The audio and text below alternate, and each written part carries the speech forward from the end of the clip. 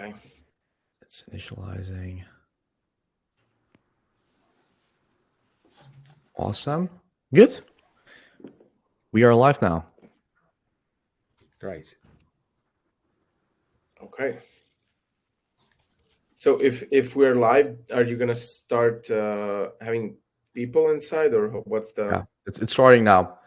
It takes a little bit for people to be allowed, but I think as of now, people should start coming in. Yes, people are starting to come in. Yes, good. What's the difference between participants and the guests? That's a very, very good question. The guests are people, participants, I guess, are more moderators within the Launch USA community. We're using Circle, like our community, to host it. So I guess that's the difference. I see.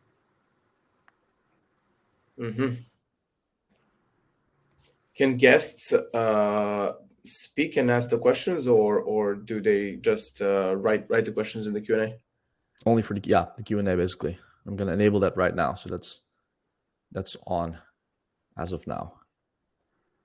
Okay, that'll be good.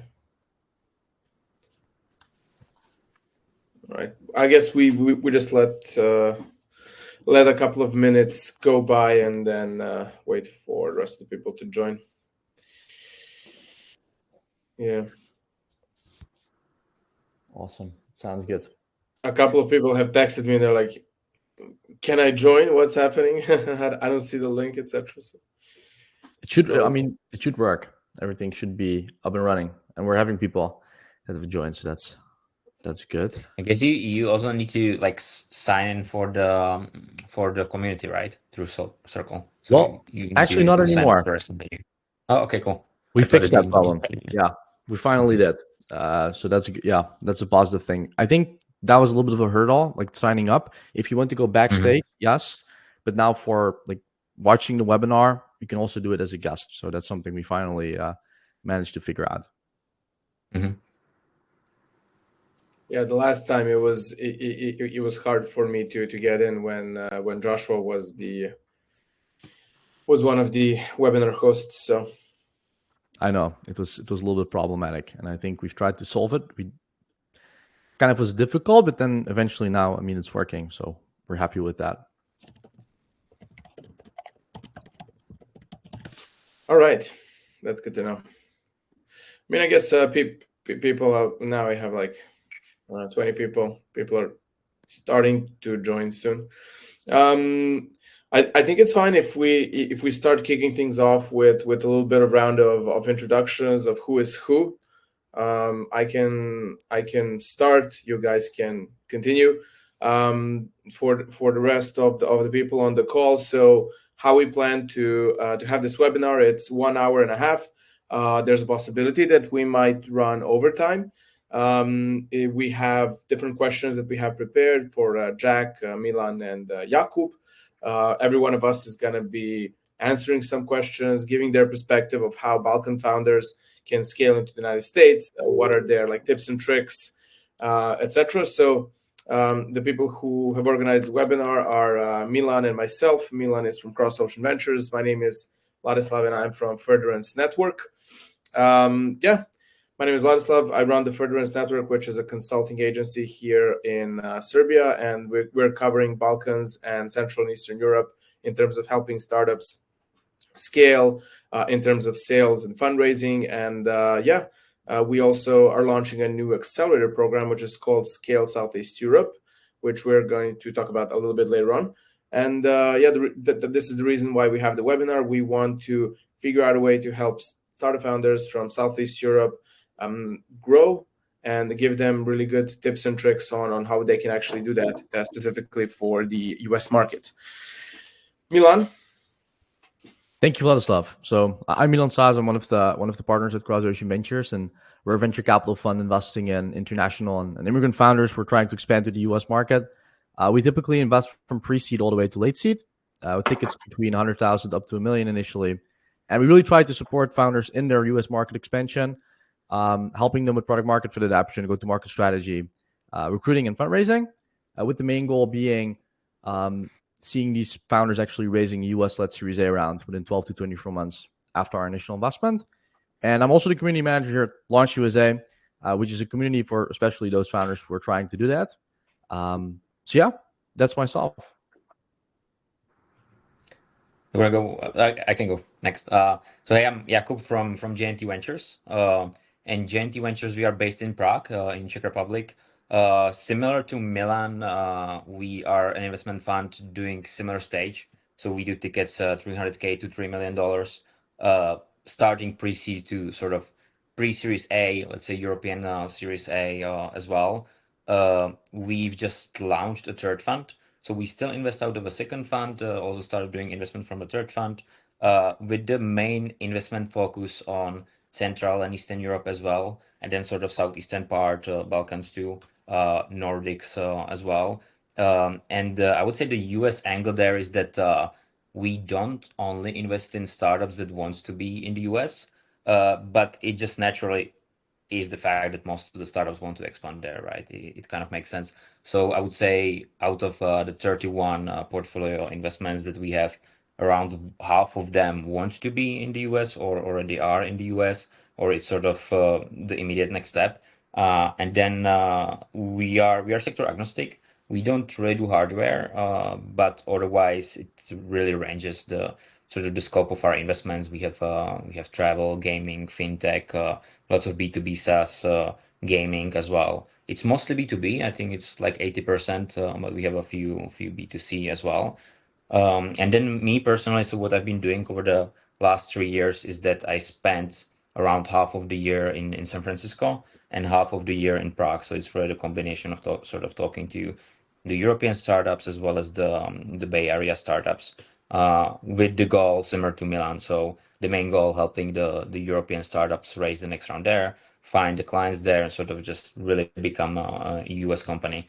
And there is also lots of European founders in the Bay Area for a while. So that's the US angle from our standpoint. Cool. I'm Jack, CEO and founder of Native Teams.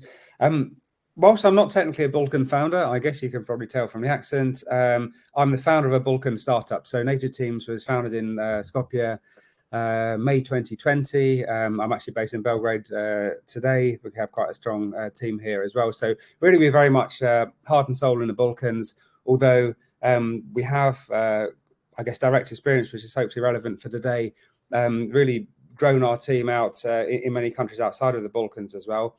We provide a combination of payment tools and employment options really to facilitate international and remote work, although we do quite a bit now to effectively use that same tech stack that we have to make the payment of international employees easier, to automate and make easier some of the employment and remuneration of local employees as well. Actually, that's something which we've really been pioneering in the Balkans, Croatia particularly, but actually looking to roll that out a little bit more comprehensively as well. Our biggest market from a B2B perspective is the US, so we have quite a lot of direct experience there. And I guess as we've been on this scale-up journey, we're around about a 15 million euro ARR company at the moment. We've seen firsthand some of the challenges involved. We've made some of the right decisions, some of the wrong decisions when it comes to how and when we expand to the US as well. So hopefully relevant to the conversation. Just in terms of the size, so I mentioned the kind of roughly where we are from a traction perspective. From a team size perspective, we're about 300 people or so now as well as a startup. So, but it was only 3 years or so ago when we were 20 people, so I can still remember those days very well. So again, hopefully we have some relevant experience for founders on many different stages of their startup journey. All right. Okay. That's very good. All of you guys know who the speakers are. That's very important. We're just gonna do a short presentation. It has only 2 slides. This is the shortest presentation you're gonna see, and then we're gonna jump in and ask both Jakub and Jack and Milan some of the questions on how to expand to the US. Just give me a second. So yeah, okay, here it is. So the first slide, we just want to talk to you about Launch USA, which is the initiative from Cross Ocean Ventures that Milan and his team have started. So Milan? I'll keep it very short. Launch USA is a community of international and immigrant founders. We're trying to expand in the US. We're trying to bring these people together. We're organizing physical events both here in Europe as in the Bay Area. We have online courses. We're doing a podcast, and we're trying to provide many resources on US flips, on a bunch of things, including a list of SEC, CE angels, and VCs in the US that might be valuable. Very happy to have you there, and very happy to support these founders. And I'll keep it very short. If you're interested, feel free to use the QR code or join via the link in the left-hand corner.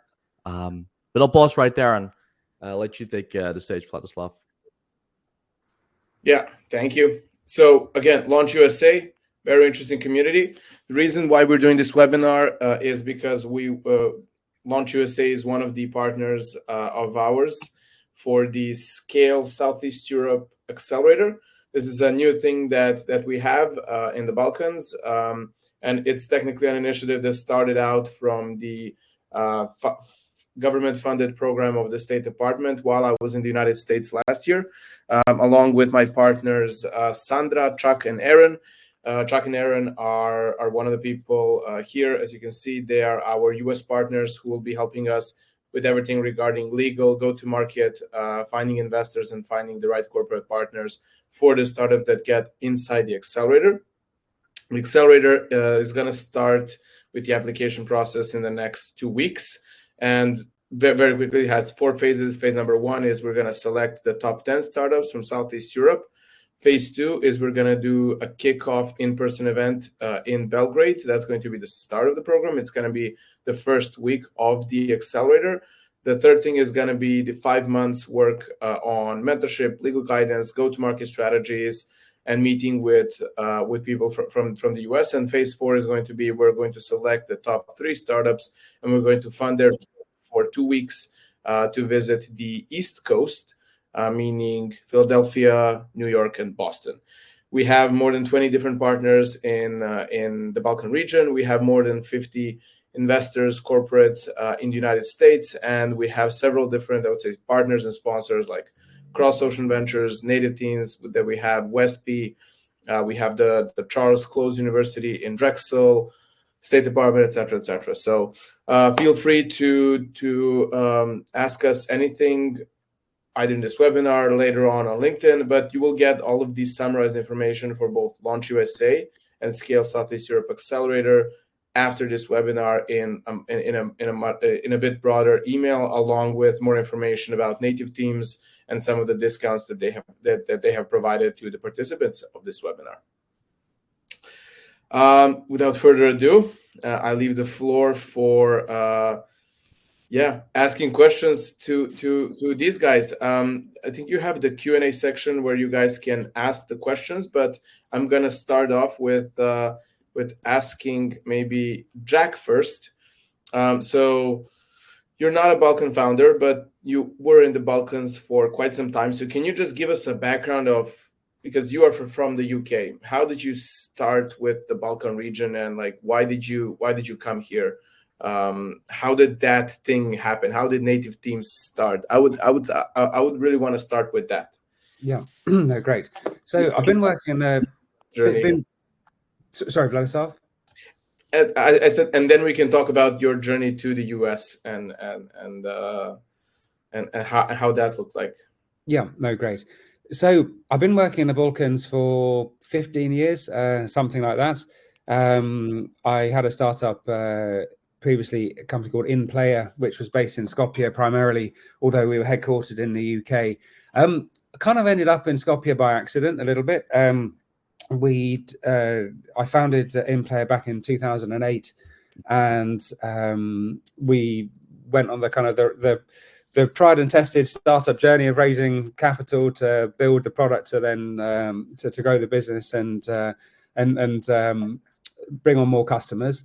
And in doing that, we had actually worked originally with some developers in Belarus a long time ago. This was 2007 or 2008 thereabouts. But back then, a foreigner couldn't own a company in Belarus, and when we took investment, we had to make a decision to figure out how can we really grow a dev team, which is part of sort of a wholly owned subsidiary of the company. And we had some great success working with some developers in Macedonia right back then. And so I thought, well, hang on a second, look, we can't work with the guys in Belarus anymore, but let's see if we can build a tech team here in Macedonia.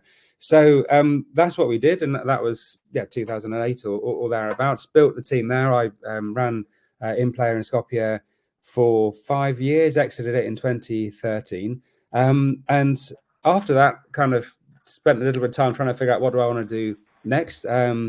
Most of my network at that point was actually in Macedonia. So when it came to figuring out how do we build a team again, Macedonia was the obvious choice. And I think by then I've become a little bit of a honorary Macedonian as well. I've spent so much time there over the years.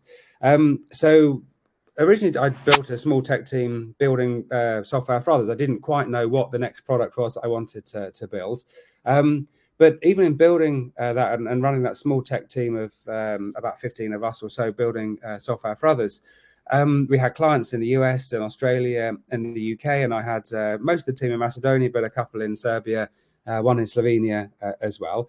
And there was a couple of junctures where, for example, we had a really great designer. He'd actually been with me back at InPlayer as well.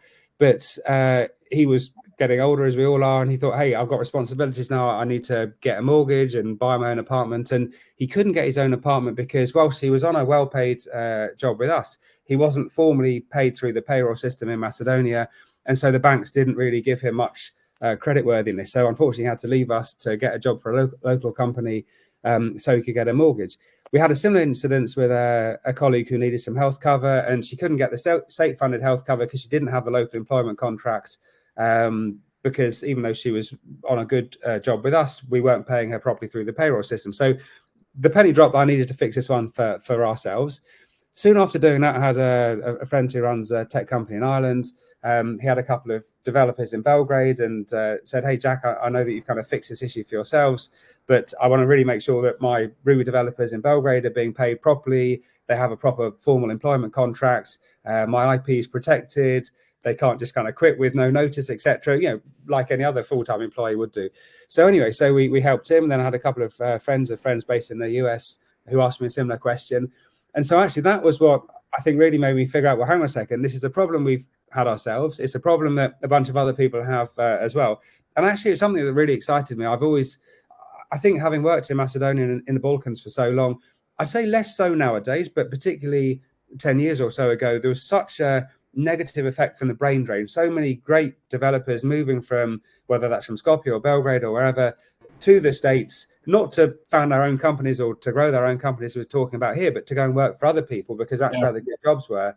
And I saw how corrosive that was for the local society, where the country has spent money training good people up, and then all of a sudden they're going and ending up becoming citizens of another country and paying their taxes there and what have you. I thought, hey, if we can build something which removes some of the friction that allows opportunity to come to talent a little bit more easily than talent having to emigrate to go and find those opportunities, then that's a real win. So it felt kind of meaningful from that perspective. It's a really big opportunity as well. Our longer term goal for native teams is really to be a better way for everybody to get paid for the work that they do, not just international remote workers and the like. So yeah, that's essentially, I guess, what led us to founding Native Teams alongside my Macedonian business partner in May 2020.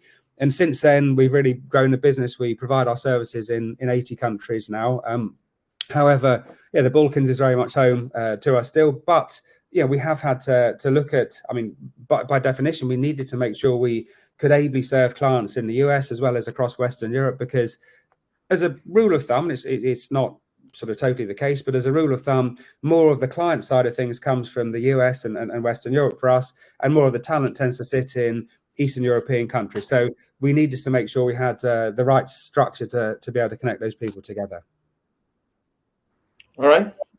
To come to your second half of your question, Vladislav, I think was kind of what took us to the US, and I've kind of answered that in broader terms, but I think the sentence that perhaps would really resonate is, back a long time ago when I used to work for somebody else, I was in a role of head of commercial for a London-based company that was in the video ad space. And they always, that was a smallish business, about 20 people or something like that. And the founder there was always saying to me, Jack, look, we need to be in the States because everything is 10x. Everything in the US is 10x compared to the UK, which is kind of, I think, as a rule of thumb, is kind of generally true. You know, there's 10x bigger deals to do there. There's 10x more of them and all the rest of it. And actually, if one thinks about that even in UK terms, you know, the UK is an order of magnitude a bigger country than, let's say, Serbia or Macedonia or Croatia. So if so many companies in the UK look to the US because of the size of the opportunity there, I think that is an incentive that's even more magnified when we're talking about the smaller markets of the Balkans. Okay.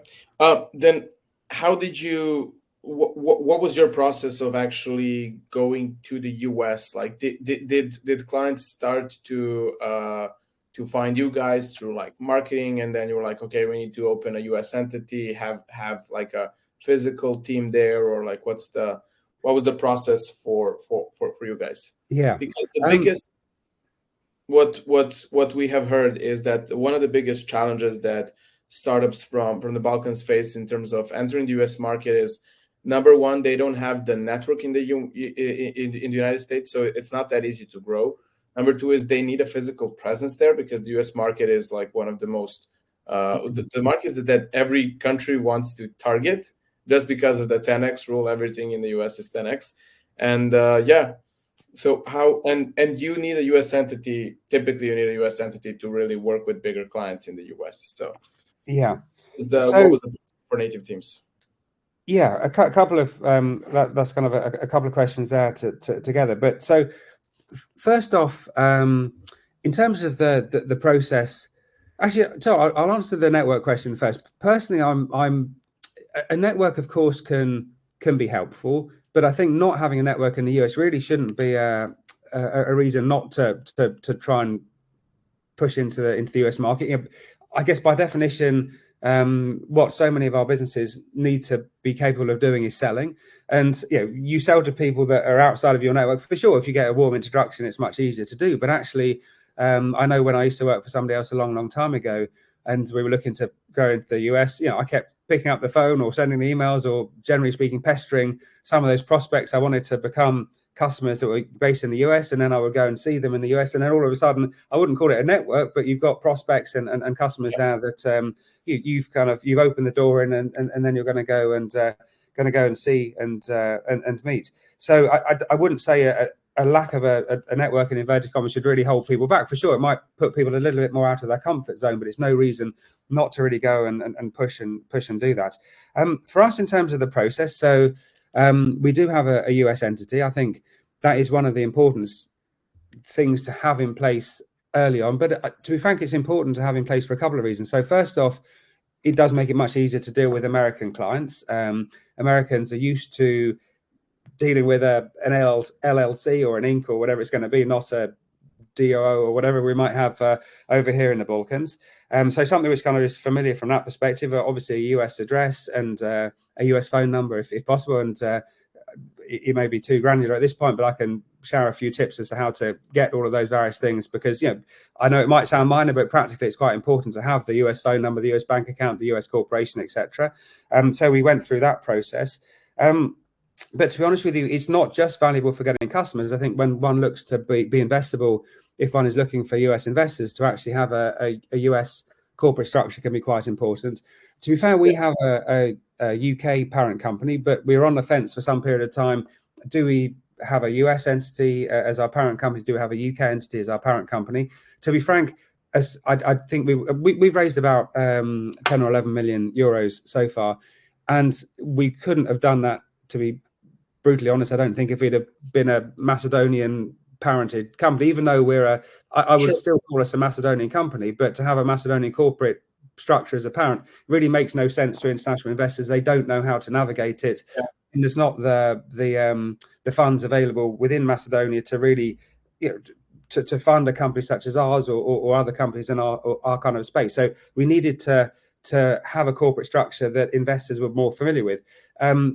In this particular circumstance, I think, you know, the US one does make a lot of sense. It just so happened because I'm British, the UK one worked pretty well for us as well. So having that UK or that US in this particular case entity is really important from an investment perspective, I would say, not just from a not just from going and finding clients and having a setup which is more familiar with clients. So clients, particularly for slightly larger deals, particularly deals such as we're doing, when it's coming to the payments of people's staff, they look at the T's and C's very closely. They want to really make sure they understand who they're dealing with. And so to be able to contract with the US company in that particular case, to be able to pay into a US bank account with a ABA and a US style account number stuff, if that familiarity kind of breeds a bit of confidence that perhaps wouldn't be there otherwise. Jakob and Milan, you might have a different perspective from me in terms of the corporate structure side of things, but I know for us that has been quite important. For sure. Jake, I really like what you mentioned about the 10x in the US, and I spent a few years in the UK, in London, and I studied tech entrepreneurship, and our teachers were VCs, and they were saying, UK is a few years behind the US, but then when you look at especially Central Eastern Europe, Southeastern Europe, it's a few years behind the UK, right? So you're almost looking at huge disparity in terms of pretty much everything when it comes to like Central Eastern Europe and the US. But it can also bring like lots of advantages for the startup founders, for the investors as well, obviously, and for hiring too. So I definitely agree with that. And then in terms of like what you really need for the US market, right, is almost like a chicken and egg problem, because we just have a portfolio company that is basically looking to get clients in the US, and they are originally from US as well, so it's easier for them also when it comes to the credibility. But then obviously the clients, they want to deal with the US entity. Now it comes with some cost. It's not a huge cost, right? But they're very early stage startups, and they try to optimize for that. And now the chicken and egg problem is, do I get the US entity to get the clients, or do I wait to get the clients before I start setting things up, right? And I don't think there is a clear answer for that, but it's obviously it's easier and cheaper to go to set up the US entity as soon as possible.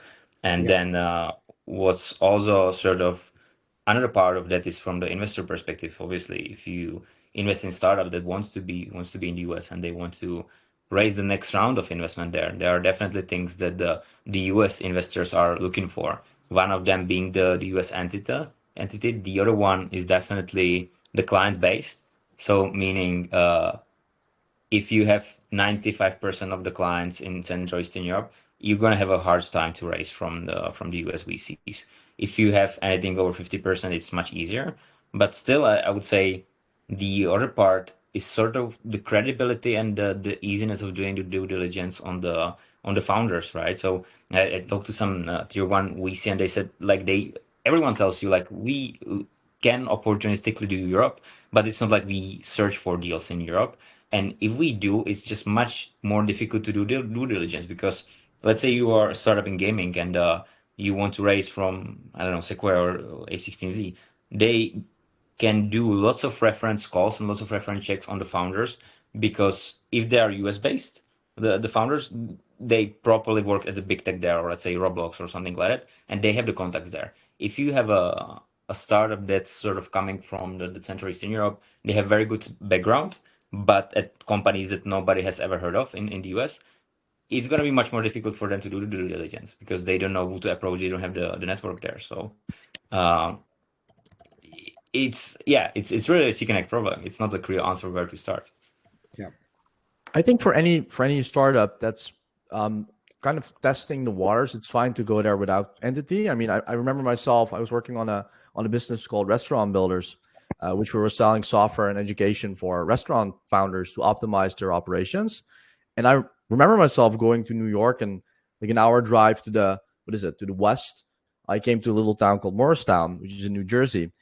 And even as a foreigner without a US entity, selling to these restaurant owners was very much possible, right? And I think there's a very much early adopter mindset where these restaurant founders, but also businesses in the US and entrepreneurs in the US in general, are very open to new solutions and are more capitalistic. If your solution can make me more money, if you can make me more efficient, sure, I'll try it. So I think for founders that are trying to really test the waters and kind of figure out, okay, does US expansion make sense for me, and where should I go, and all of that, I think it isn't. I mean, you can go there without an entity, but of course, I think all the things you just said are very crucial. As soon as you want to really expand, yes, I mean, these are things that will have to happen. But if you want to test, I think I think going without, you also should be fine. I think the US is open enough, yeah, to receive you with open arms. Jakub, I have a question for you, and guys in who are the participants, please feel free to use the Q&A section to ask any questions. We will answer them as we go. But Jakub, so JNT is a Czech VC fund. You guys invest in Central Eastern European startups, and you specifically are the head of North America. I want to understand, like, once JNT invests in startup X, so let's say startup from anywhere in Europe, what is the typical ticket size that you do? And then once you invest, what is your job? What do you do? How do you bring them to the US? What's the process there?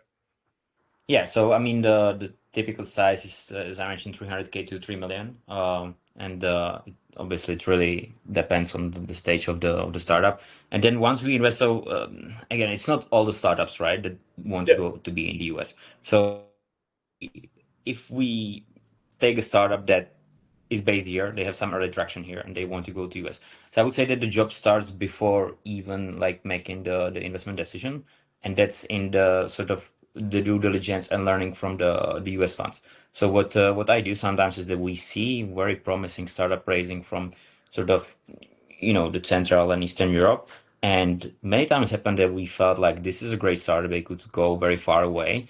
And then I shared it with some bigger investors in the US, and they told you, well, no, we're not gonna invest in this because of the churn is horrible. Something very specific that I feel like once we invest in the startup, they're more hesitant to share with you. They usually may like make like much more like generic rejection, like it's too early for us or too late. But if you basically just ask them for a friendly advice, they are much more specific. So it's really about asking, is that something that you would like to see in 2 years? And just learning from that, like what sort of trends they see and what things they tend to analyze when it comes to the later stages when we invest. So one is really just like learning from the growth stage funds. The other one is just due diligence in terms of doing reference calls and asking people from the industry that understand that more. I mean, one specific example is, for example, and we see that quite often in healthcare. You have lots of very interesting healthcare startups in Europe, and then you ask some people in the US that are in the healthcare system about the distribution or the go-to market that these startups are presenting us, and they usually it ends up being very naive because the sort of the healthcare system in the US is very different to the US one, and it's very difficult to understand that, right? So I would say during the investment process, it's like these two main things. Uh, then once we invest, it's really on case by case basis. The most common one is really just trying to understand what are the key sort of clients that the startups would like to get to. In terms of it's mostly B2B, right? Because in B2C it's much more sort of generic approach. But in B2B, understanding like how we can get to these companies and make the warm intros. And the biggest ones then is really just set up the pipeline for them for actually the next round of fundraising. Because in my opinion, the founders pretty much always have to fundraise, right? And have the investor conversations. So once we invest, really like we recently invested in a startup and I already have like 70 VCs that I want to share within the next months. We just start a conversation early and learn from if in 12 to 18 months the startup is going to be raising, how much they can raise, at what valuation, and if these VCs should be interested in them. So it's mostly it's like it's opening doors, networking, talking to people. So if I have a startup, JNT Mhm. invest in me, and I ask you, Jakub, what are the next steps for US market entry? Do I fly out to Silicon Valley and meet you? Do I go to New York? Where do I go? What do I do? What will be your advice? Yeah, I mean, and you said, do I fly out? Yeah, I mean, we always tell to our founders to actually go and be in the US, and some of them can't do that for a week because they have kids and they are in different sort of life situation. Some of them are, let's say, younger and they don't really have sort of commitments in Europe, and they can actually go there for a longer period of time. And if that's a possibility, we 100% recommend just to spend time there because we do that for founders as well, that like, as you mentioned, right? So we invested and you said like, what do I do next? Do I want to go to New York? Okay, we can set up some meetings for you. We can do it in San Francisco as well, but it's still just one meeting. It's not like getting to know the people and the ecosystem, right? So it's always much more valuable if they can spend time there. And it's also, to be honest, like you get to know the other investors and potential clients and partners not during 1 hour meeting. You get to know them because you go to WeWork together, you work on some things together, you go to parties together, right? Or you do cycling. There's lots of crazy stuff going on in San Francisco when it comes to like having these running clubs at 6 a.m. and all of these things. But it's really just like also like almost like making like friends than just like having 1 hour meeting. But in terms of like where do you go? It's again like it depends on the startup. Most of the time, it's San Francisco, right? If it's B2B, if it's B2C, I think New York makes more sense. Los Angeles makes more sense, but it really depends on what they are doing.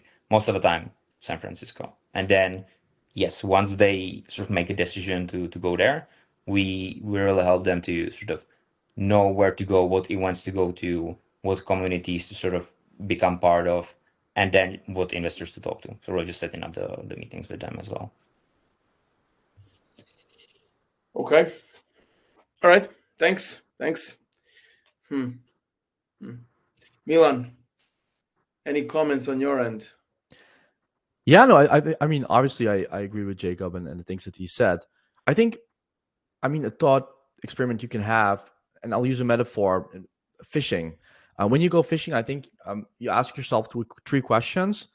And I think the first question is going to be, what fish do I want to catch, right? And I mean, there are 30,000 different species with hundreds of subspecies. And I think that's the first question you really have to ask yourself when you're expanding to the US. What clients do I want to get? Like, what kind of clients? I think the second question would be, um, where do I want to fish? So where can I find these fish? And I think that's the second question, right? Do I want to go to indeed San Francisco or a lot of these tech businesses and there's a lot of B2B opportunity? Am I doing something in marketing technology where a lot of interesting New York, or am I doing something in fintech or insurance where New York might be a very good fit? And I think the third question would be, um, like, what bait do I want to put in the water to catch the fish? And that's more the go-to-market strategy. And I think when you're expanding to the US, you need to look at this as a constant experiment. You're testing your hypothesis, like where do I need to be? What in terms of go-to-market and what in terms of positioning do I need to have in order to sell this product? And you're constantly just iterating and evolving in that. And ultimately, I think you'll find your place. And like Jacob says, I think you have to be there. You either have to be there in San Francisco and spend time there, or you have to be in New York and spend time there, or whatever other place there might be. But it's very important to be there as a founder, or have somebody senior on your team going there. But still, as a founder, you have to spend significant time in order to understand the market, in order to understand your clients, but also in order to understand your culture, which, I mean, US is a very different culture than many people think. Maybe Jacob, you can comment on that. I mean, you spent a lot of time in San Francisco, and probably you've noticed that people in the US do business differently than they do in Europe. And I think you have to get used to a lot of these differences as well. So then the question to all of you: what are specific cultural differences from the US and Europe? And I can share my experience. I think one of the biggest differences that I saw is that um, in the US, even though some people don't like other people, if it makes business sense, they will do business. Like I saw people who were trash talking each other, but they still had businesses running together, and both of them said like, I respect him as a business person, but I hate him as a human being because I don't know, he likes guns, etc. Blah blah. I'm against gun violence and all these things, but he's a damn good businessman, and we have done good business together. So I'm gonna continue working with him, but I don't like him, and it's open, it's out there. Whereas I think in at least in our part of Europe, like, hate between two people means that they will 100% not work together. They will actually become competitors, and they will compete on things that they shouldn't be competing at all. So that was one of the very, very cool differences that I saw. But yeah, what about you, Jack and Jakub? No, I agree with you on the sort of sorry, yeah, the collaborative part, right? So you have people that sort of always, and just referring back to like the WeWork sort of style, right? That like when I recently went to the WeWork here in Prague, and like a friend of mine who works from there says like it's very different from San Francisco in a way that in San Francisco you're working on something and then somebody comes to you and it's like what you working on, and you start discussing the problems that they're trying to solve and try to figure out together. Right here, it's just like I'm sitting and just like I'm doing my own stuff. So I think that the culture of collaboration is huge. That's probably the positive one. I would say slightly, and again, it's not negative. It's just very different. It's almost like the culture of bullshitting or like selling. So you go to an event and you speak to founder and everything goes really well. They're crushing it because they're not gonna tell you this or that. Yeah. The opposite is like Eastern European founders, where they usually have very strong product and they know what they are doing. They're like it's a very different culture when it comes to just knowing how to sell what you're doing. Yeah, I was going to make that point. I think the enthusiasm for selling themselves and for selling their businesses is a big cultural difference in America. There's quite an interesting. There's a book called The Culture Map by Erin Mayer, I think it's called, and it's basically you can enter a number of different countries, and we've done this internally because we have colleagues from 30 or so different countries now, but we've added the colleagues into that, and sorry, the countries where they're from, the US being one of those. And it shows you how the different nationalities, of course, there's a generalization, but how the different nationalities are from a generalization perspective on about 7 major indices. And one of them is the kind of context of communication. And what that means is how much you need to know about the country and the culture and I guess the background to be able to be properly understood. And it's one of the reasons why Americans are generally so successful internationally, even though how many percent of Americans don't have passports, because they're a very low context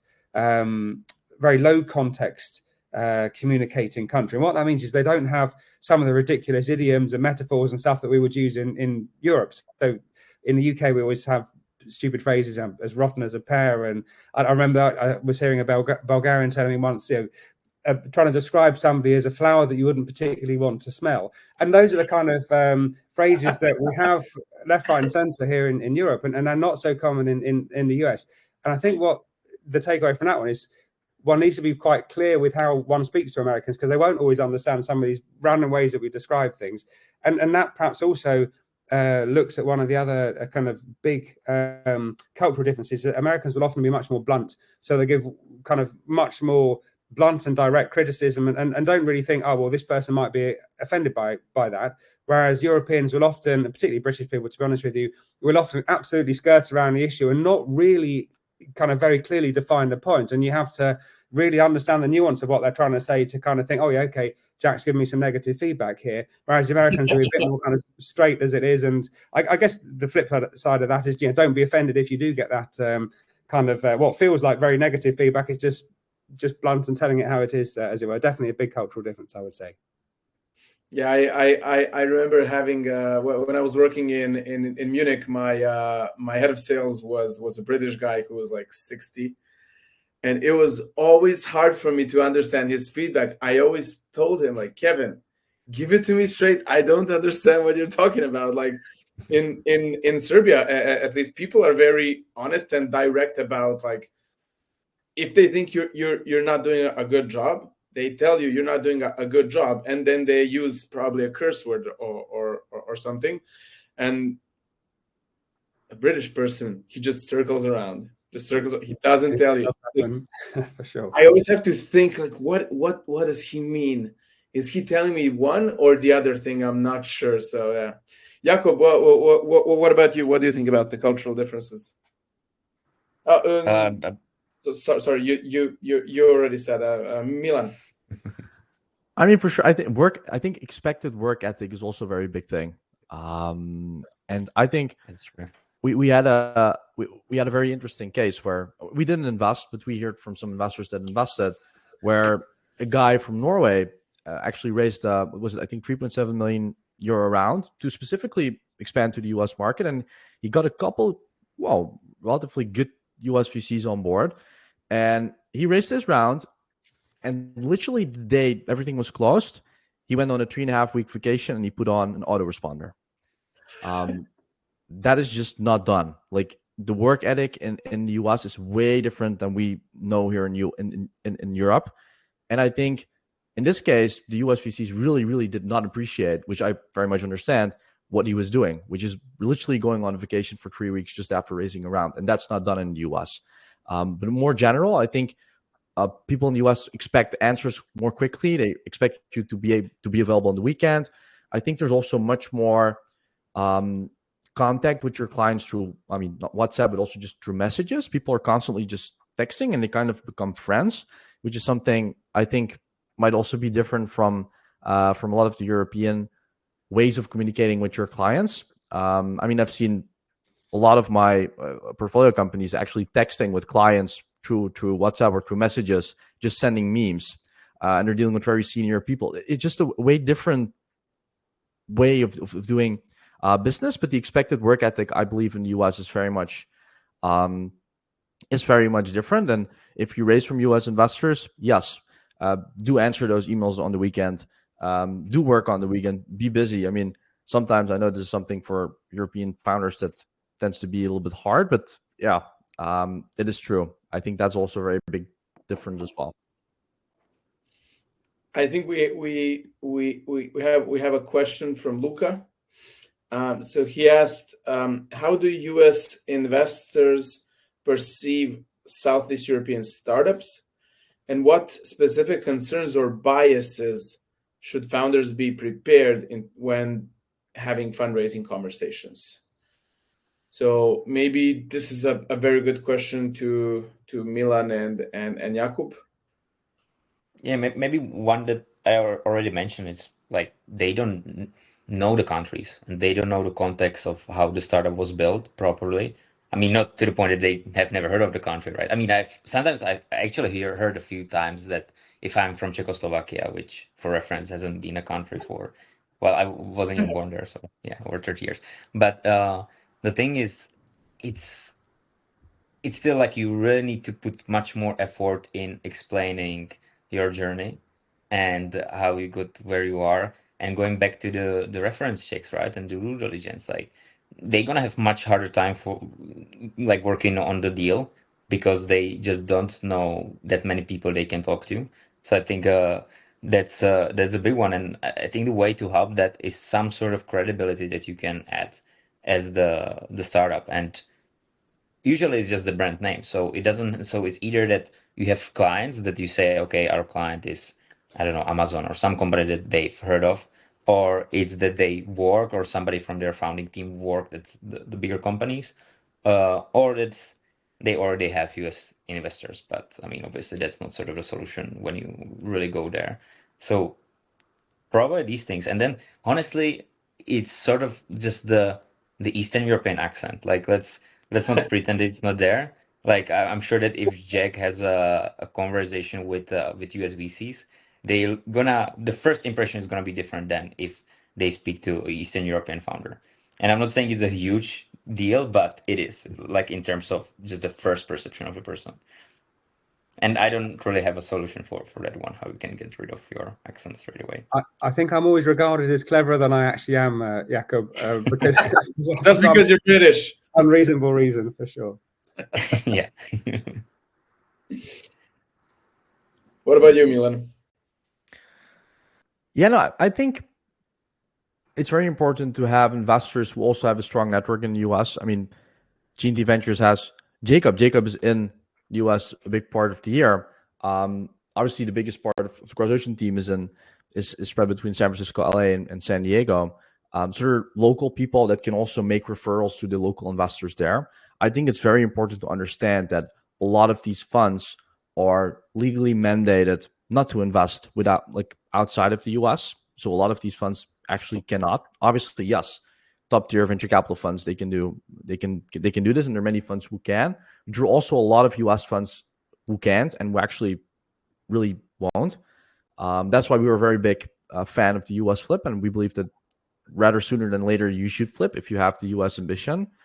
But that's something definitely to take in consideration. And if you do want to do it, it's probably important to have strong VCs like G&T, or for example, other ones. I mean, Zaka VC, Scale Capital, Bright Cap Ventures in the CE region that have strong relationships within those US ecosystems and can also serve as people who can give references and who can get investors on board.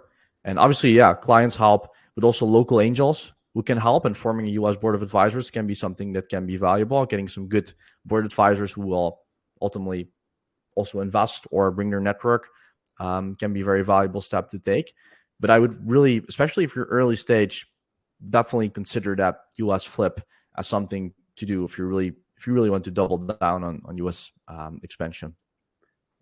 One point I'd add on that one is I think the perception of being an American company is really important. The more American one can make one's company feel, the more comfort and confidence that will give to US investors. And I think one can kind of draw a parallel because something like a third of the people in New York were born outside of the US or whatever. So Americans don't have a problem dealing with people who are perhaps have a foreign sounding name or were born outside of the UK, so long as they feel that these people are heading up a company and a corporate entity that they feel comfortable enough dealing with. They know what the shareholders agreement looks like and some of the articles of association and that side of things. So I think the more one can give the impression and therefore the comfort to those US investors that, hey, actually, if something goes wrong, they're not going to have to come and find you in a back alley in Belgrade or somewhere. You're running an American company, the assets are in the US. It just kind of gives them a bit more heart, I think, on that side of things as well. So just for the purposes of everybody understanding what a US flip is, even though I know 99% of you know. So technically, a US flip is regarded as you have your own entity in your country, for example, Serbia or Macedonia or whatever, and then you open an entity in the US, and then you make the US entity be the main company, the headquarters, and the other company in your country be like the subsidiary, right? My question to you: how much does it usually take in terms of time and investment to actually do a flip on the US market? One of the startups I know, they recently got an investment, so they're from Montenegro. They got accepted to Techstars to get 120K investment. And when they spoke with several different, I would say, lawyers, the cost of flipping, one guy told them 60K, another guy told them 15,000 for the US flip. I found him a Turkish guy through Domino VC, which is a VC from Turkey, and I think he said somewhere roughly around 8,000 euros would be the cost of the lawyer to actually flip the company from Montenegro to the US. So what are your guys' thoughts on that? And is that typically covered by the startup, or if Cross Ocean or J&T Ventures invests in that startup, is that covered from the investment that you guys have? I mean, in terms of the costs, I think it really depends on the stage of the company if they already have an income in the US. Because I remember talking to a lawyer about this a while ago, and she was saying that you first need to sort of invite the tax advisors first, sort of figure out how the tax is gonna work out, and then you actually like invite the lawyer to make the flip, and obviously then you need to have the agreement of all the investors on board, right? So if you have one investor, it's much easier than if you have 10 investors in terms of the whole process. I think like if you mentioned, what was it, 60K or something like that? I think that's crazy. I don't think that makes any sense. Yeah, it was a US lawyer, so. Yeah. Even then, because I think if their return, I think their return was like, I'm not sure. I think it was like $700 per hour, something like that. But it shouldn't take more than a few hours. I don't think that anything. And I guess in a chat we have, for example, Miloš, who is a US lawyer, who can tell us a little bit more if he wants. But I don't think it should cost more than 10K. And then in terms of who pays for that, it goes from the investment most of the time, just because it like you don't make a part of the sort of the investment agreement that this is gonna go from the investors. It wouldn't make sense. Like you would rather sort of increase the investment amount than just like making it more complicated, the whole process. And also most of the time, it's not that they are sort of making the flip as they are also getting investments, right? It's either happens before they receive the investments, or it happens like a few months or sometime after you do the investment. So From a founder's perspective and a pragmatic perspective, I think you're absolutely right, Jakob. It makes a difference in terms of when you do it. So personally, I would just incorporate in the US right from the get-go, because if you've decided as a founder you're going to be taking investment at some point in the future, odds are that's going to come from outside of your home country, most likely, at least if you have international and US facing ambitions, and you think, hey, look, this is a journey that might take several rounds of funding, etc. Better to do before you have investment, because then it's really just going to cost you the $500 or whatever it costs to incorporate a US company, and whatever it costs you in your home country to change the shareholding from you as a personal individual there to the US corporate owning your in-country entity, and then you're kind of good to go. And then when you take the investment, it's into the US company, and also that will then end up being cheaper as well, because the US and the US legal system, there's so much paperwork that's already been done. You can raise on a safe agreement that you can just print one of those off, whereas to do a fundraise in, let's say, Serbia or somewhere, not that I've ever done it, but I'd imagine it would cost an absolute fortune to get a lawyer to put together the right kind of paperwork for something which is a far less common occurrence than it would be in the US, where you've already got, thousands of companies have been through that same process, and Y Combinator, what have you, kind of published a nice, simple, safe document upon which to do that kind of investment. So I'd say as soon as you decide you're going to go and raise funding at some point in the future, I'd do the incorporation before you have the investors, because then you don't have to get somebody to sign a piece of paper. You don't have to get a lawyer to do it sort of properly in inverted commas. You can just get it done, and it's all. It should be absolutely fine. Yeah. It cost us for one of the startups that we recently helped fundraise through a holding company in Serbia. The cost of the lawyers was around 7,000 euros, and it took around 2.5 months just to finalize all of the agreements. Like they've agreed to everything, and then the lawyer stuff took at least 2 months, which is bizarre and super expensive if you look at like how much it costs here. But yeah, that's a good good thought, Jack. All right, we have Alexa and Darko. Let's go with Alexa. So Alexa asks, how does Cross Ocean Ventures, so that's to you, Milan, how does Cross Ocean work with startups? Can you give an example of how you brought a startup from CEE to the US? What did the process look like? Okay, that's an interesting one. I think I can name a good example from CE. Any startup that comes to mind. I mean, Ukraine is CE, right? Yeah. So we actually had a Ukrainian immigrant, which we've helped to build a startup. We found him in which was it again? I think the NYU accelerator, and we were their first check. So I mean, they were raising their first what they would consider angel round. We really believed in this guy. His name is Alex, and very interesting business intelligence software he was building. We invested and we were that first check, and we helped them really to find product market fit. So we started making introductions to different businesses that we know in the US, and we've supported him in that process. And we've then, after he kind of found product market fit within his own network, but also within the network that we provided them, we helped them raise a larger pre-seed round, which kind of was the real pre-seed round where we also invested in. And after that, helped them define go-to-market strategy, which was mostly founder-led sales, maybe with a couple other, I think 2 people that were hired at that point to support in more SDR capacity. But he was really doing the account executive role and taking it all the way through, as well as customer success. And we've been very involved in that process with recruiting, but also fundraising. Eventually, we helped them raise the seed round with some of the investors we knew very well.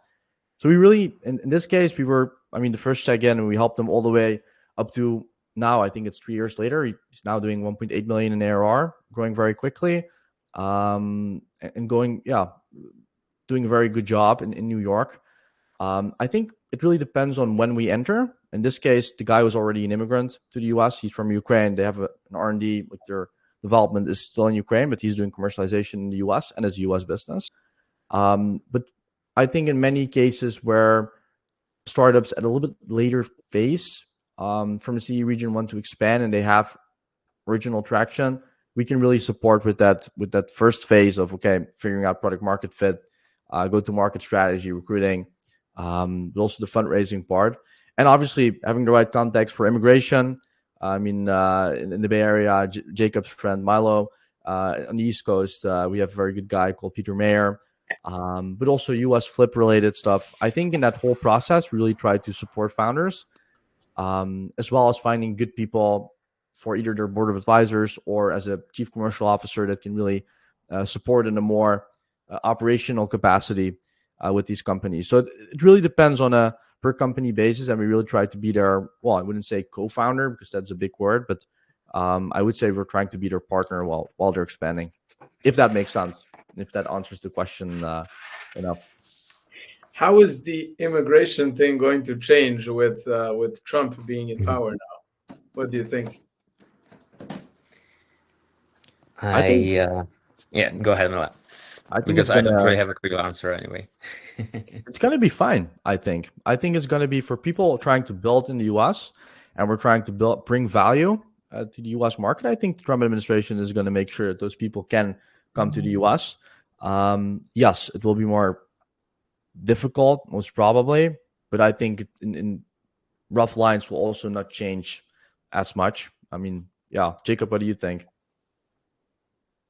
I think there's some conversation going on with the H-1B visa, and honestly, I don't know much about that, or I don't know what's the latest trends, but I know that, for example, Mark Andreessen discussed that with Joe Rogan, and there was a big part about like how the H-1B visa is going to change. I mean, H-1B is more for employers, right? So or like employees getting the visa, but I think nobody really talks about like the O1 or the more sort of under like startup founder visa, right? So O1, there's the other one. I don't know if it's L1 or something like that. But the point is like, I don't think he wants to crack down at the like super talented people, right? So if you are a startup founder, it's very likely that you are somehow unique or you do something very cool, and they actually wants to have this kind of people in the US. So I don't think there's going to be any issue with that.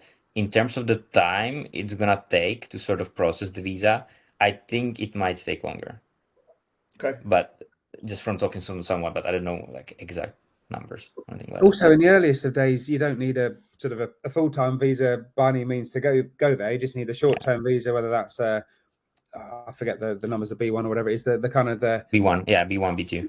yeah, exactly. That's all you need to go. And I know those who might be from the EU and the SEE area, probably have the ESTA anyway. So I wouldn't say the visa thing is a problem until you actually really want to establish things. I had just a couple of actually kind of points on this topic just to mention, because as a foreigner who runs a business and owns a business in the US, there's a couple of things that it's worth having in mind. So obviously, one of the things we don't have as a foreigner is an SSN, and lots of the US works on you having to give your SSN, social security number, whether that's to get a bank account or to get a Stripe account or whatever it might be. Yeah, even for the ultimate beneficial owner of the company, even if it's a US company, that the UBO would still need to have that side of things. So there's a few kind of just sensible things to do in good time, and there's a few ways that it can be done more easily as a foreigner than not, which I've slightly learned from experience. So, for example, I applied for an ITIN, which is an individual tax identification number or something like that, which a foreigner can get a US ITIN, even if a foreigner can't get an SSN. So that's an exercise that's worth doing. It's a little bit harder. So when you incorporate a US company as well, one of the kind of the most important number that US company is going to have is its EIN, which is the employer identification number. That's what the banks use to look up in the system what is this company, who is it, who owns it, etc. And again, that's a little bit harder to apply as a foreigner, but you can do it, but it just takes a bit longer. So again, the incorporation process in the US, even though it might take like a 24-hour period or something, to actually set up a kind of a fully functioning company can take a month or so, because it can take a little bit of time to get that EIN number. There's a few other things just as kind of minor hacks. Forgive me, just so to mention. why did you do the ITIN, which is the because we employ people in a variety of different states, and some of the states have a requirement that the UBO has an ITIN or an SSN effectively. So that, I believe it was New Mexico I had to get the ITIN for, but actually it's been helpful for a few other things.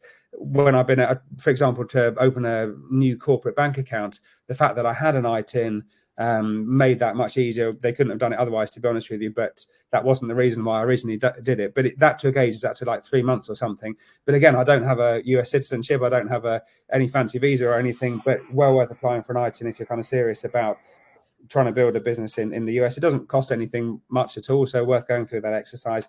The banking side of things, just to mention as well, as a foreigner or as a foreign owned, basically a kind of a not that much based in the US American company, the bank account can be a little bit of a difficulty.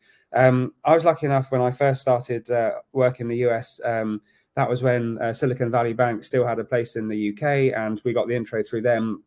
And we have the account with Silicon Valley Bank in the US, and they've been pretty good at dealing with foreigners. But I think that's tightened up a little bit since they changed the ownership.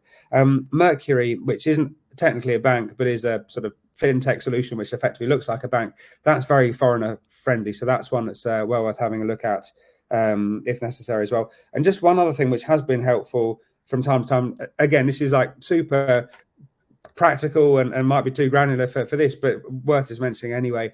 It's worth having a US SIM, because if you want to get a bank account, you sometimes need to have a US SIM card. Even with some of the kind of a Stripe account for a US company, much easier to have a US or more recognized SIM card.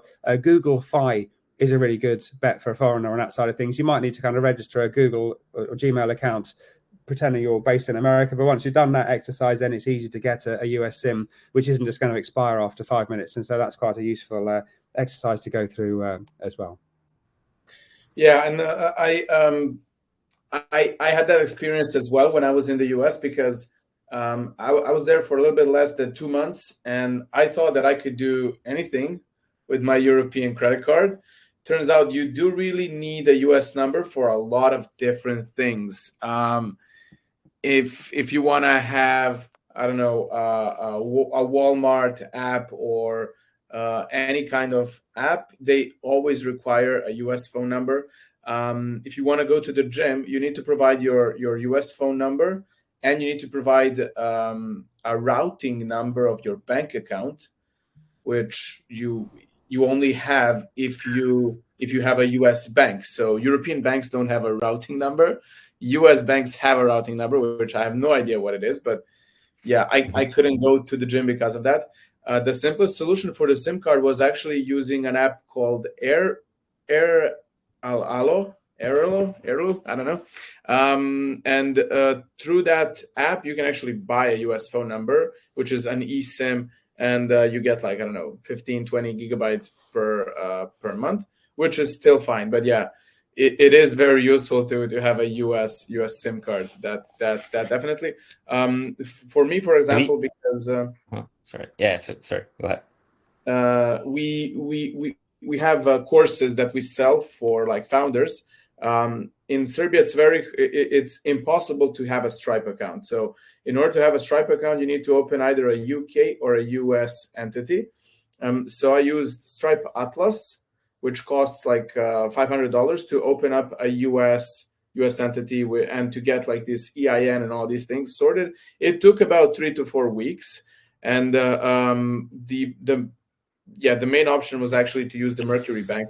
But when I started using the Mercury Bank, they have like their own platform where they offer you advice on what VCs you can find. They offer you a way to, I don't know, connect with different VCs, to connect with angel investors and stuff like that. So that's very, very cool and very interesting. And they are very startup friendly. So I think Mercury is a very good choice. I think there's another one. I forgot the name, but they're like the biggest competitor to Mercury. Brex is the company, if you mean. Yeah. Sort of the neobank. How do you spell that? It's BREX. But Bricks. just like to add the practicality, it's also your iPhone is usually on like European localization, and what it means that if you are in the US, and as you mentioned, Vladislav, for example, Walmart app, many times the app actually are not in the European App Store. Yeah, you have to So switch it to the American. yeah, and to be able to do that, you actually need to have a US credit card. So if you don't have one, like you need to ask a person who really trusts you to put in their credit card to sort of switch to the US localization. And you can delete the card after, but you still need it. Yeah. Yeah, what can you do? All right, we have another question from Darko. What advice can you give regarding choosing an accelerator or a fund to apply for startup funding? I'm guessing he means for US. And why should I choose an angel investor compared to a VC fund? Hmm. Maybe let's go with the first one, which is is it better to choose an accelerator or a fund when entering the US market? Um, I think it matters quite a lot in terms of what stage you are in. Accelerators are typically for more like pre-seed startups that have maybe some product market fit, but are not there yet. Some very good accelerators they can apply Y Combinator or Techstars or Plug and Play. In the Balkans, that's actually it's available, and 500 emerging Europe. Those are I think the most relevant accelerators that you can apply for. Techstars recently said that they will start the conversations with opening up the office in Serbia, but you can apply for the Techstars Italian office. This is one of the startups I mentioned. They've actually gotten into Techstars through the Italian branch. And 500 Global, they are in Tbilisi in Georgia, and Plug and Play, they recently opened an office in Tirana, Albania. So that would be my take on accelerators in terms of the VC funds and other accelerators. Please guys, give your 2 cents. Yeah, maybe when it comes to the accelerators, it really depends on like what do you like expect from that, right? Like obviously the outlier, Y Combinator. It's like I know founders who would either go to Y Combinator where I think you get 125K and then they do like 375K in saves or something like that. At usually a much lower valuation that the founders could get from VCs, right? So one guy, I think he could get like 15 million or even more probably, doing like the classic VC round. But he decided for Y Combinator just because of the network and of the branding, because that's what they just nailed, right? Like automatically when you get into YCR, valuation just goes much higher. You have all the distribution because they have like the system where you can reach out to other YC founders. So especially if you are in a B2B, what they do before sort of the demo days, that they sort of sell their softwares and their solutions to each other. So you sort of inflate the ARR to, I don't know, 500,000, and then it's much easier to do the demo day. So if you have a chance to get into YC, it's amazing, and you should definitely do that. Obviously, it's extremely competitive. When it comes to like the other accelerators, I think it really depends case by case. And what I figured actually, some of the accelerators, they do this kind of like not very transparent thing when they say, okay, we're gonna like invest 125K, but what happens is that they give you, let's say, they say we give you 125K, but then we charge you 50K a program fee. So you ended up actually getting just 75K, and the rest is sort of the money that they sort of say that is the services, right? And I honestly find it very non-transparent, not super founder friendly, and you should always do the research when it comes to the accelerator. What are the conditions of that? Because some of them they're not gonna tell you until you have the offer on the table. So that's probably something to consider as well.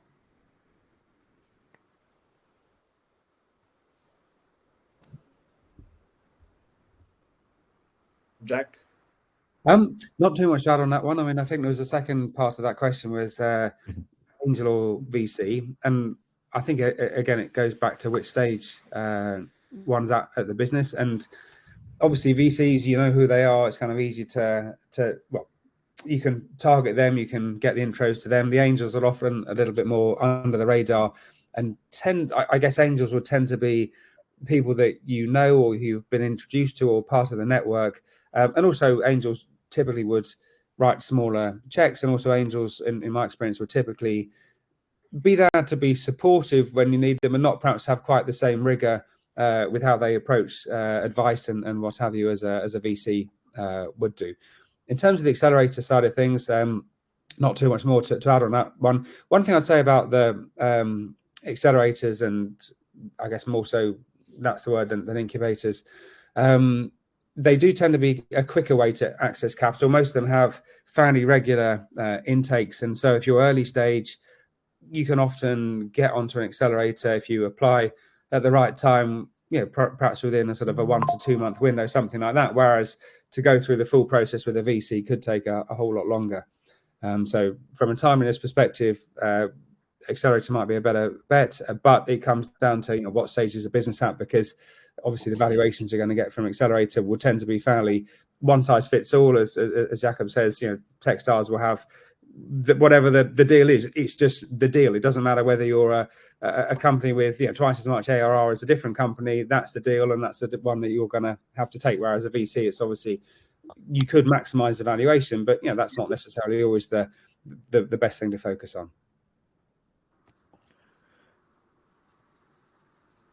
Yeah, and I think that also securing angels, I mean, no matter, I think a lot of European founders also tend to say, well, these angels, they have too small of a ticket. I think it's fair, especially when you're expanding to the US, it's very important to accept angels that can provide you support beyond just capital. They might come in with a $10,000 check, but that's fine. If they can support you in any way, if they can connect you to their network, that's absolutely fine. And I think you should be open to those kind of opportunities. And it's not do I choose a VC or an angel? No, I think it's always finding a good combination between the two, and finding good angels that can support you with different things that might not necessarily invest the biggest amounts of capital. I mean, the VCs can do that, but they might give a small allocation, which for them might be significant. And they can support you with their network, with all the people they know and all the experience they have. And I think that's something European founders should also be open to when they're expanding to the US. And maybe it also adds to the credibility, going back to if you want to, let's say you have a European lead and then you want to raise Series A, let's say in the US, and you can show, okay, we have European investors, but we have two angels that are very credible and are from the Bay Area. Again, it's just like something that the VCs can look at and, okay, I know this guy or I know this company, right? So yeah, makes sense.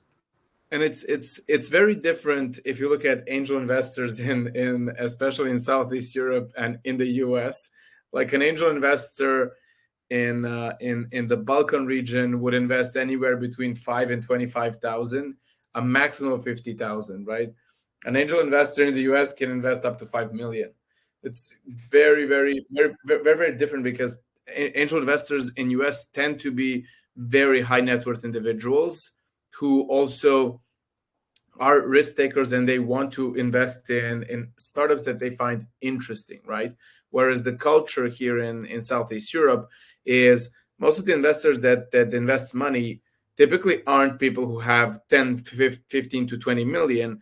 And it's questionable how much they actually know about the potential of the startup ecosystem, right? So those are two very different things, because you can have an angel investor that you find in Silicon Valley who can give you $1 million for like 1.5 million round, and they can be your lead investor, and you can have a smaller VC fund in Europe that can invest like 500K as a follow-on investor. I guess it doesn't happen that often, but it is a possibility, right? Yeah, but there are also like lots of like syndicates, right? So I know quite a few people who, for example, in the Bay Area, who like go to AngelList and they sign up to a few, they're sort of like the rolling funds, and they just do small investments as well. But then it's a very different process as well, right? Like they don't probably even get to know the founders. It's more like, okay, I'm gonna dedicate 20K a year and I'm gonna invest in like 5K each into 4 startups every year. Just sort of, yeah, call myself angel investor, I guess. Yeah. All right. Let's see if we have any more questions. No, not that I see. All right, guys. Milan, any last questions? I think I'm out. Yeah. Now I think I have a good question both for Jack and Jacob, and I think it's gonna be the same question. But what has been your biggest lesson so far in all of your experience expanding to the US? What would you want to share with other founders? I, What has I, been the biggest I have lesson? another question after Oh, that. there we go. You sparked my imagination. Jakob, do you want to go first? No, I have to think.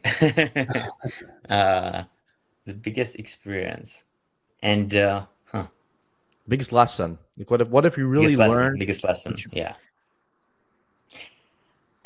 I think one, and it's not like one single sort of like event that happened, but like the ongoing thing is really in terms of you as an Eastern European, sort of getting to know the network and really leverage it and make friends. It's a very long process, but at the same time, if you can sort of you want to as somebody who just comes there, right, and wants to create value for the people that they talk to, sometimes what really helps is to just like you connect two dots with each other and then you become like credible and valuable as well. So give you an example, I met the like tier 1 fund in the Bay Area and then another one in New York. And what I would do is like I would just connect them with each other, and then I would become sort of valuable as just a person who knows both sides, right? Or it really works going to events. So let's say I would go to this one event where it's 3 a.m. There was Sergey Brin hanging out, looking like a homeless, right? So it's a very funny story. But then when you say that to someone and tell them, well, next time if you want to come over, I can sort of manage to get you in as well to this event. And I feel like immediately they sort of switch the sort of the look at you as somebody from Eastern Europe who doesn't know shit to, oh, this guy, he might know somebody else or he might know cool events. And they are more likely to talk to you and actually listen to you. So I would say it's really just like having like your eyes open and making the connections somewhere where it's not like immediately obvious how you can sort of add value or like how it's relevant for you. It really just depends on what context you are, but I really think it just like increases your credibility and value as well.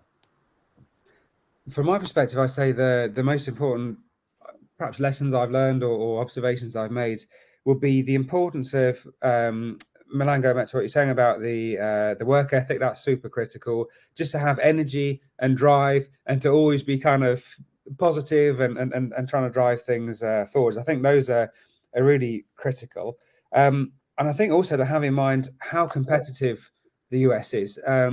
You could be a kind of a moderate size fish in a very small pond over here, but in the US, that same size fish would be an absolute minnow compared to the size of the opportunity, and therefore all of the aggressive and very competent and competitive competitors that you would be swimming against, or whatever, wherever that analogy is going to go. So I think just don't underestimate how many sort of sharp, clever, intelligent, and super driven companies and founders and entrepreneurs there are in the US as well. It's kind of easy to perhaps look at it through a regional lens rather than actually a US lens, and it can be quite different. Just the kind of the drive and the striving and people trying to achieve the proverbial American dream is really something to behold. But having said that, it is a meritocracy, and it doesn't matter so much kind of whether, to be frank, I hate to put it, but in Balkan terms, whether you're affiliated to some political party or whatever it might be. If you're good, if you're running a great company, you're going to go somewhere. And the fact that you don't know the right person in politics isn't going to hold you back. That's very important. I have my biggest I would say thing that I learned in the US, and I've actually learned about my culture and my country as well.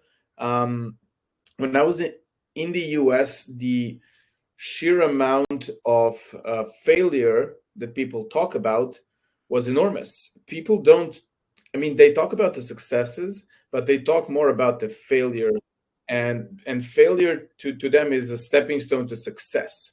Whereas if when they asked me like about my failures, I kind of felt like embarrassed. Like I tell them all of my failures because I failed, I would say, quite a lot. And those failures were the reason why I was able to create some of the things like the Scale Southeast Europe and the Furtherance Network, etc. But I haven't been really talking about that openly. But they talk about failure very openly, and they're very honest about it. And when I looked at my culture and like for example, failure in Serbian language is the word is grešiti, and the root of that word is greh, which means sin. So if you only look at the words that are used in my country, to fail is to sin, which is related to religion, right? It's that much rooted that failure is not good, right? So I've in the spirit of that, I want to ask the final question, which is, what are the biggest failures that you guys had? Jack, I think mentioned that you had your fair share of failures while trying to enter the U.S. market. Jakub and Mila, I'm sure you've had your fair share of failures in terms of investing in startups. So yeah, I think that would be a perfect question for the closing of this webinar. Great. My single biggest failure I've tended to make, to be fair, it's not been a US centric one so much, but poor choice of investors, not doing my due diligence on investors. So it goes both ways. But in my professional career as a I guess startup founder, if one can call that a professional career, yeah, definitely not doing sufficient due diligence on investors. In my previous startup, I brought a bad fit investor into it. I was also quite green and ended up getting overly diluted. I think there's one thing, again, as a founder, and this was certainly a mistake I made in the first time round, is one can underestimate the value of one's own equity as well. It might not be worth much at the time. You might feel, well, you have to give more of this away because you have to get that deal, because otherwise you're not going to have the cash to make the payroll the next month or whatever it might be. But try everything else you can do first before you give away more equity than you have to, because you can only give it away once or sell it once. Okay. Yeah, I would say when it comes to trying to keep it in the context of the US and investing, I think it's trying to go with the flow and like invest into a startup just because other cool investors are referring that to you, or they are investing as well. So really just like looking at the shiny thing from a perspective that you probably shouldn't be looking at it from. Can you give us an example? We really want the details. You can say, if you don't want to disclose the name of the company, you can say company X, we invested 3 million or whatever, and it failed in 6 months because XYZ. Is that possible? Not to this extent, no. It's no. But like to give you an example from maybe like other VC investments, not from like our portfolio, right? But like you look at FTX, where is that a good example? An FTX where you would be basically like having these investors really just jumping in because other like high level investors invested, and then they didn't do any due diligence whatsoever. And yeah, I can see how it felt. I hope I answered your question very politically, but You answered it very politically, but I'm looking for details, so that's fine. We will yeah, we can talk about the details once I come to the Bay Area and we have a couple of beers. of course, yeah, sure. I think one disappointment that I see with many founders. I mean, I've tried to help founders expand to the US where we haven't invested, and I think one thing I keep seeing with European founders is something I try to label as unstructured, unspecific overtelling disorder, which is where startup founders give very low energy, bad pitches. So they might have an amazing technology, they might have great traction with customers, but when they're trying to pitch to investors, they're so low energy. The pitch is just not right. You don't understand what the problem is. You don't understand what the solution is. I'm listening for 20 minutes straight. I have no idea what I'm listening to. And when you actually dive in, you figure out what you're doing is actually really awesome, and it's solving a really big problem. And this is really great. But you're sitting in front of this person who has such low energy. And when you're going to the US, you're competing with people who are natural social selling machines that can just go out, and even though the product they have is very, very bad and bad quality, they'll just go out and sell it. And that's what you're competing against. So when you're doing these pitches and when you're trying to go to the US, give your energy a boost. Be positive, be high energy, show that you're excited, but also manage your pitch. Like really spend time figuring that out, and not just go into some kind of conversation with a very bad story and be very low energy. I think really give yourself a boost and make sure you're arriving with a very, very good pitch, because you're competing against really social selling machines. I guess, Milan, if you as a founder are not passionate and excited about what it is you're selling, then whoever's going to be buying isn't going to be passionate and excited about it for sure.